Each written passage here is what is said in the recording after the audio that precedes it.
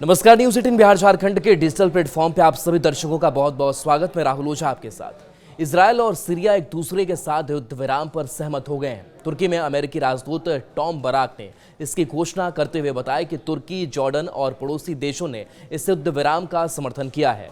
Barack Syria में भी विशेष दूत हैं। सीरिया के दक्षिणी ड्रूज बहुल प्रांत में हिंसा भड़काने के बाद इजरायल ने बुधवार को दमिश्क में हमले किए थे। इसके साथ ही दक्षिण में बढ़ रहे सरकारी बलों पर हमला किया था और उनसे पीछे हटने की मांग की। यरूशलेम ने कहा कि इजरायल का उद्देश्य सीरिया के ड्रूज अल्पसंख्यकों की रक्षा करना है। सीरिया में ड्रूज एक छोटा लेकिन प्रभावशाली अल्पसंख्यक समुदाय है, जिसके अनुयायी लेबनान और इजरायल में भी हैं।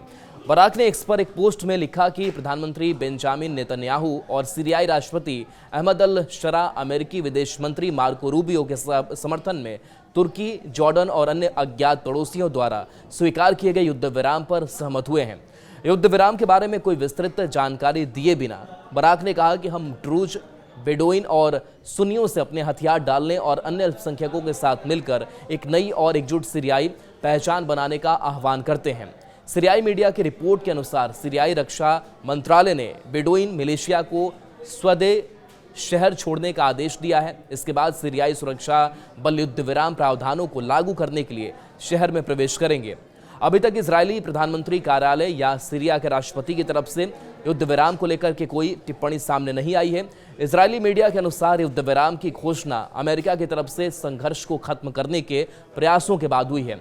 बुधवार को अमेरिकी विदेश मंत्री मार्को रूबियो ने कहा कि परेशान करने वाली और भयावह स्थिति को समाप्त करने के लिए कदमों पर सहमति बन गई है।